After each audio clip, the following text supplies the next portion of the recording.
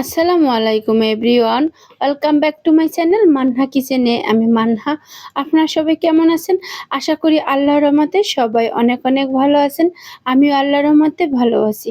দূরে কাছে দেশ এবং দেশের বাহির থেকে যেসব আপু ভাইরা আমার ভিডিওটি দেখছেন, সবাইকে জানাই অনেক অনেক শুভেচ্ছা এবং অভিনন্দন। আমার প্রিয় ভিউয়ার্সরা, আজকে আমি আপনাদেরকে দেখাবো 1 পন্ড একটি ভ্যানিলা কেকের রেসিপি। আর এই কেকটি এতটা সুন্দর এবং কিউট ছিল যে আপনাদেরকে আমি বলে বোঝাতে পারবো না। যে দেখেছিল সেই অনেক কিউট বলেছিল। কেকটি আমি কিভাবে বানালাম, কিভাবে ডেকোরেশন করলাম সবকিছুই শেয়ার করব। সম্পূর্ণ ভিডিওটা দেখার অনুরোধ রইল। প্রথমে আমি শুকনো মিক্সিং বলে শুকনো চাল নিতে 1/2 কাপ ময়দা নেব। তা থেকে আমি 2 টেবিল চামচ ময়দা তুলে নেব। তার পরিবর্তে দিব এখানে আমি 2 টেবিল চামচ কর্নফ্লাওয়ার, দিব 1/2 চা চামচ বেকিং পাউডার, দিব টিস্পুন চামচ বেকিং সোডা, টিস্পুন চামচের অর্ধেক লবণ। এবারে শুকনো উপকরণগুলো আমি সুন্দরভাবে চেলে নেব 2 বার।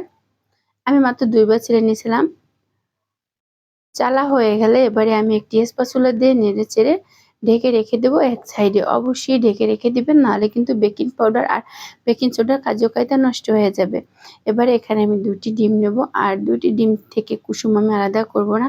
কুসুম থাকা অবস্থায় আমি চিনি দিয়ে কিভাবে পারফেক্ট একটি ডিমের ফোম তৈরি করি তা আপনারা অবশ্যই দেখলে বুঝতে পারবেন।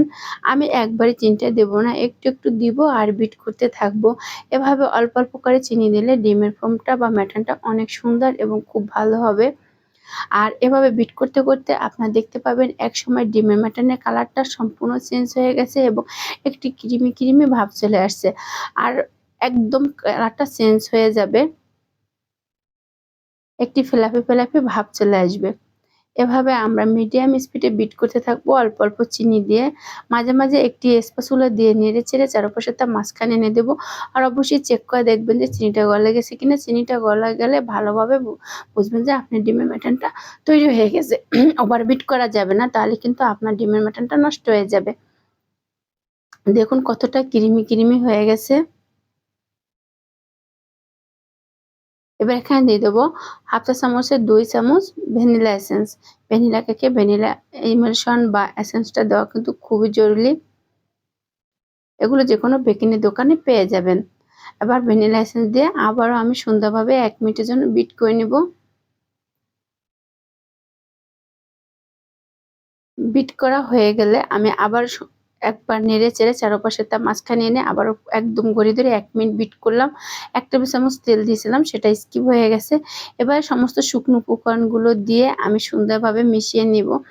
আর একবারে শুকনো উপকরণগুলো আমরা মিশাবো না, একটু একটু করে মিশাবো আর হ্যান্ড উইচ দিয়ে মিশাতে থাকবো। আর এখানে কিন্তু আমি লিকুইড দুধ ব্যবহার করব। এই যে আমি একটু একটু লিকুইড দুধ দেবো আর ডিম শুকনো উপকরণগুলো আস্তে আস্তে একটি হ্যান্ড উইচ দিয়ে মিশাতে থাকবো। একদিকে ভাবে মিশাতে হবে, লবাতারি ভাবে এটা মিশানো যাবে না। আর শুকনো উপকরণগুলো কিন্তু একবারে দেওয়া যাবে না, বাট আমরা একটু একটু দেবো আর মিশাতে থাকবো। সাথে লিকুইড দুধ দিতে হবে। আমি একটু একটু লিকুইড দুধ দিলাম আর এভাবে শুকনো উপকরণগুলো মিশিয়ে নিব। সব ঠিকঠাক করলেও যদি আমরা শুকনো উপকরণগুলো ঠিক মতন মিশাতে না পারি, তাহলে কিন্তু কেক নষ্ট হয়ে যাবে। আর ভিতরে বাবলস থাকলেও কেক নষ্ট হয়ে যাবে। ইদানিং আমার কেক খুব নষ্ট হয়ে যায়, তাই আপনাদেরকেও বলছি বাবলস থাকলে কিন্তু নষ্ট হয়ে যাবে। আমার একটা কেক 2 বারও বানানো লাগে, এমন অবস্থা চলতেছে বর্তমানে।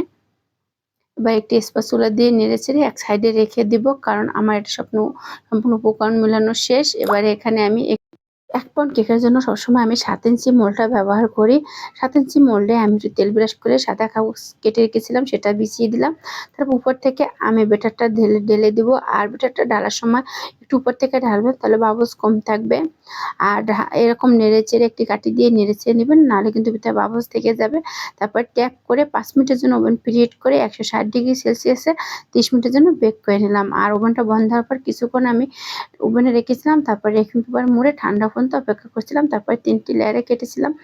লেয়ারে কাটতে যেয়ে আমার একটু খারাপ অবস্থা হয়ে গেছে, ভালো করে আজকে কাটতে পারিনি। যাই হোক, এবারে আমি উপরে সুগার সিরাপ দিয়ে তারপরে এখন ক্রিম দিয়ে কভার করে নিব। আর গরমে সবার জীবন মানে একদম খারাপ অবস্থা। সবাই বেশি বেশি পানি খাবেন, স্যালান খাবেন, আর বেশিরভাগই মানে সবসময় ঠান্ডা জায়গায় থাকার বা ফ্যানের নিচে থাকার চেষ্টা করবেন। এখন কিন্তু প্রচন্ড গরম, এই সময় কিন্তু অনেক মানুষ অসুস্থ হয়ে যাচ্ছে, অর্থাৎ আপনারা সবাই সচেতন থাকবেন। এবারে আমি সুগার সিরাপ দিয়ে দিলাম। ব্রাশ দিয়ে সুগার সিরাপ দিলে খুবই ভালো হয়।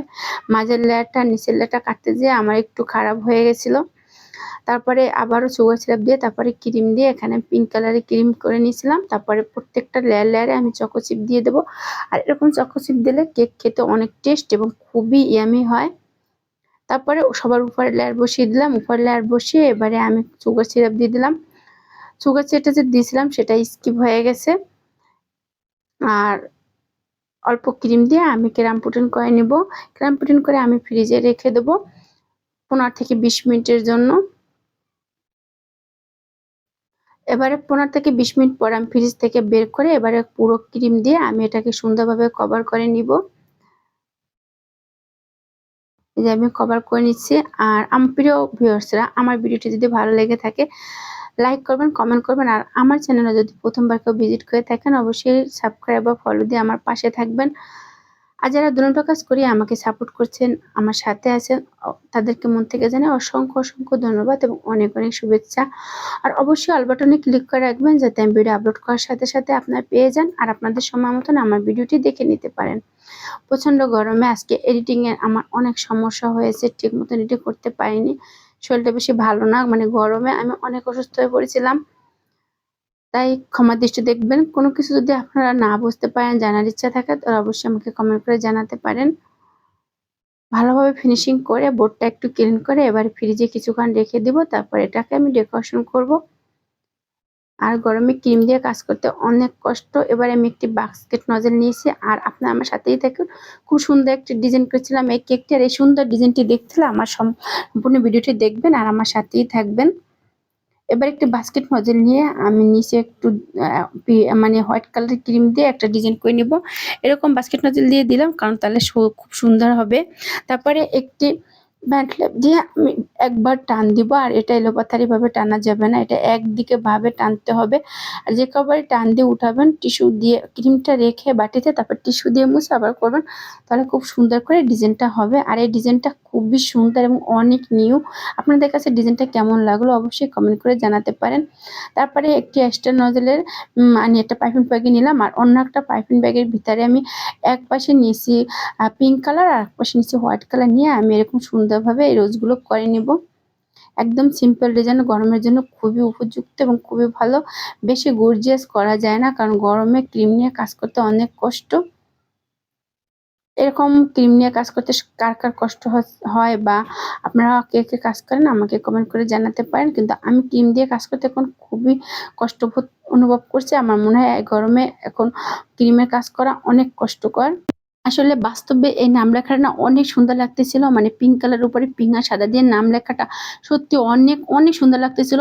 বাস্তবে মানে কেকটা যতটা সুন্দর এবং কালারটা যতটা সুন্দর লাগতেছিল কিন্তু ভিডিওতে বা পিকে অতটা সুন্দর আসেনি। তারপরে আমি গোল্ডেন ডাস্ট কালার দিয়ে চারপাশে এরকম একটু ডিজাইন করে নিলাম। তারপরে সুগার বল আর একটি বাটারফ্লাই দিয়ে সুন্দর করে আমি কেকটা সাজিয়ে নিয়েছিলাম। আর মাশাল্লাহ মাশাল্লাহ কেকটা সত্যি অসাধারণ জোশ এবং কিউট ছিল। সবাই অনেক অনেক পছন্দ করছিল। মানে কি বলবো, সবার এই কেকটা নিয়ে যে কতটা আমাকে মানে যে আসছে সে বলে ম্যাম কেকটা অনেক সুন্দর হয়েছে, কেকটা অনেক সুন্দর হয়েছে। সবার রিভিউ পেয়ে আমি অনেক অনেক খুশি হয়েছি। সবার কাছে আমি অনেক কৃতজ্ঞ এবং আল্লাহর কাছে আমি অনেক শুকরিয়া যে আল্লাহ আমাকে সত্যি এতটা সুন্দর করে করার তৌফিক দান করেছেন। আজ এই পর্যন্তই। সবাই ভালো থাকবেন, সুস্থ থাকবেন, সবার জন্য অনেক অনেক দোয়া রইল। আল্লাহ হাফেজ।